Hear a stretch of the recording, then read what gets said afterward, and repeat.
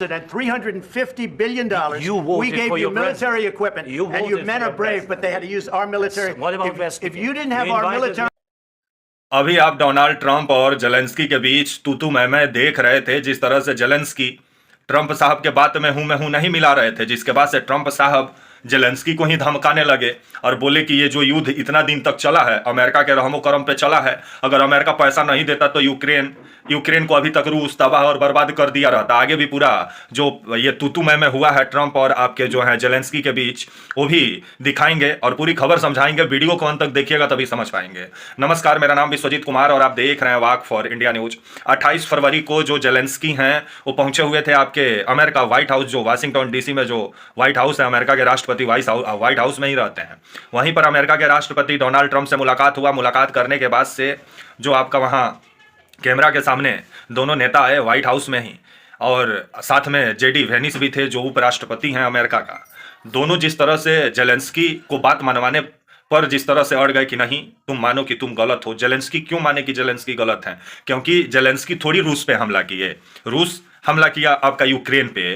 तो तृतीय विश्व युद्ध अगर शुरू होता है तो उसका जिम्मेवार जेलेंस्की होंगे ट्रंप साहब के अनुसार। रूस का कोई गलत काम रूस नहीं किया है ट्रंप साहब के अनुसार, क्योंकि जेलेंस्की ही तो युद्ध में आग में घी डालने का काम किए हैं ट्रंप साहब के अनुसार। लेकिन जो रूस आपका जो यूक्रेन पर हमला किया, जिसके बाद से यूरोप कंट्री युद्ध अपराधी मान रहे हैं आपका पुतिन को, लेकिन ट्रंप साहब हैं कि अपना सबसे बेहतर दोस्त मान रहे हैं, जिसके बाद से अमेरिका और यूरोप के बीच तनाव भी देखने को मिल रहा है। अब जेलेंस्की को काफी यूरोप के देश मनाए कि आप जाइए ट्रंप से मुलाकात कीजिए, ट्रंप साहब से बातचीत कीजिए। और बातचीत कुछ ऐसा हुआ कि युद्ध विराम को लेकर के जो शर्त ट्रंप साहब रख रहे हैं वो शर्त जेलेंस्की भी मानने को तैयार नहीं है, जिसके बाद से तू मैं होने के बाद आपका मीटिंग ही खत्म हो गया। और चिड़िया जो एक्स है, अभी ट्विटर तो खरीद लिया एलोन मस्क, उसको एक्स बनाए, उस पर आपका जो है ट्रंप साहब पोस्ट किए, लिखे कि अगर युद्ध आगे बढ़ता है तो उसका जिम्मेवार जेलेंस्की होंगे, क्योंकि जेलेंस्की जो है वो बात नहीं मान रहे हैं। मतलब ट्रंप साहब का बात माने जेलेंस्की तभी ठीक है। और जेलेंस्की ट्रंप साहब के मुंह पर ही ट्रंप साहब का जवाब देना शुरू कर दिए, जिसके बाद से अब ये युद्ध विराम ठंडे बस्ते में जाते हुए नजर आ रहा है। आइए पूरा प्रेस कॉन्फ्रेंस पहले देखिए, जो मतलब कैमरा के सामने जो बातचीत हुआ है नेताओं का तू मैं, उसके बाद आपको खबर समझाते हैं। पहले आप सुनिए नेताओं का बातचीत।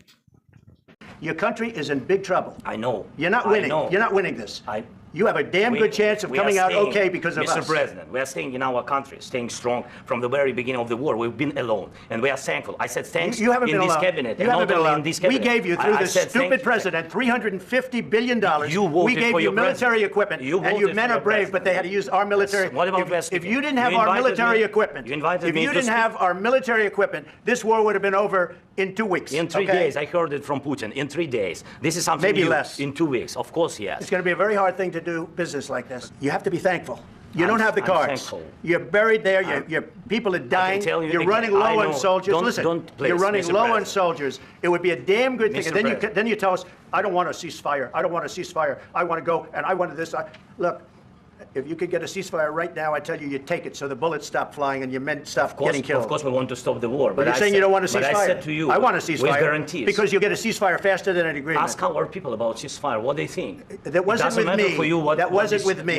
That was with a guy named Biden, who was not a smart person. अभी आप ट्रंप साहब के बीच, जेलेंस्की के बीच और जेडी वेनिस के बीच तू मैं देख रहे थे। ट्रंप साहब अमेरिका के राष्ट्रपति हैं, जेडी वेनिस उपराष्ट्रपति हैं, और आपके जो यूक्रेन के राष्ट्रपति हैं आपके जेलेंस्की, इनके बीच में अभी आप तू मैं देख रहे थे। और जिस तरह से अमेरिका दबाव बना रहा है आपका यूक्रेन पर कि यूक्रेन जो है वो शांति समझौता जल्द से जल्द कर ले, लेकिन जो शर्त रखा गया है अमेरिका के द्वारा, वो शर्त मानने के लिए जेलेंस्की भी तैयार नहीं है। और ट्रंप साहब का कहना है कि अगर तीसरा विश्व युद्ध शुरू होता है तो उसका जिम्मेवार जेलेंस्की होंगे, क्योंकि आग में घी डालने का काम जेलेंस्की ही किए हैं ट्रंप साहब के अनुसार। पुतिन तो कुछ किए ही नहीं है। जो रूस आपका यूक्रेन पर हमला बोला, वो रूस को पूरे तरीके से पाक साफ बता रहे हैं आपके ट्रंप साहब, और दोषी बता रहे हैं आपका जेलेंस्की को। आप देखे भी किस तरह से तू मैं दो राष्ट्र अध्यक्षों के बीच हो रहा था, जिस पर विभिन्न सवाल खड़ा होता है कि जब कैमरा के सामने ये हाल है, तो जब बंद कमरा में जब समझौता पे बातचीत होगा आपका युद्ध विराम का, तो कहीं उसमें लतम जुत्तम ना हो जाए।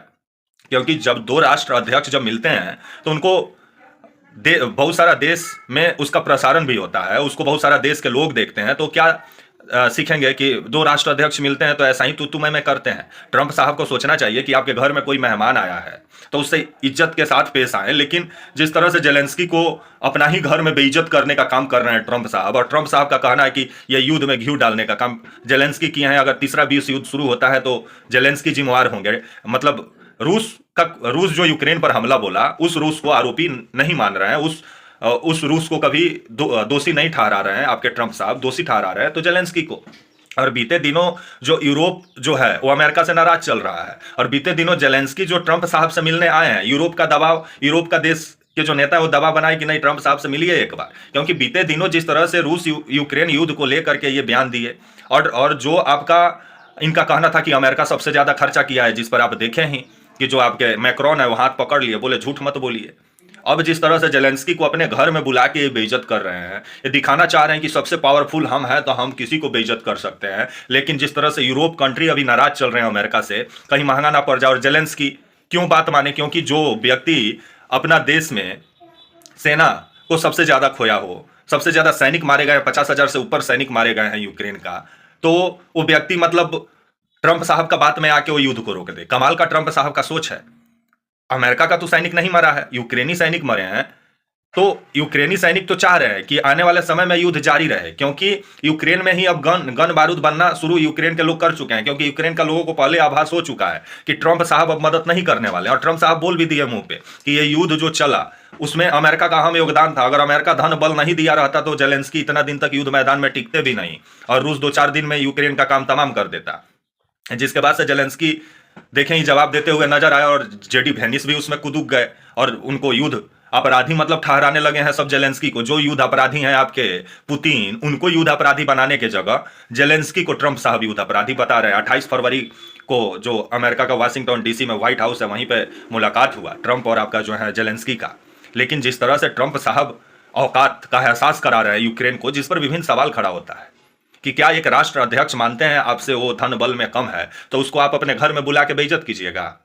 और अच्छा से जवाब भी दिए जेलेंस्की, जिसके बाद से मीटिंग बीच में ही रोक देना पड़ा। और बाद में चिड़िया उड़ा के बोले ट्रंप साहब कि आने वाले समय में अगर युद्ध विराम नहीं होता है तो उसका जिम्मेवार होंगे जेलेंस्की। तो जेलेंस्की आने वाले समय में क्या करते हैं देखने वाली बात होगी। लेकिन जिस तरह से ट्रंप साहब जेलेंस्की से जबरदस्ती युद्ध विराम कराना चाहते हैं, ये सही भी नहीं है, क्योंकि जो रूस यूक्रेन पर हमला बोला उस पुतिन को दोषी ठहराने के बजाय अब ये जेलेंस्की को दोषी ठहरा रहे हैं। तब तक के लिए आप मुझे इजाजत दीजिए, और आप हमारे channel walk for India news को प्लीज लाइक और सब्सक्राइब और शेयर करना ना भूलें। तब तक के लिए नमस्कार, जय हिंद, वंदे मातरम।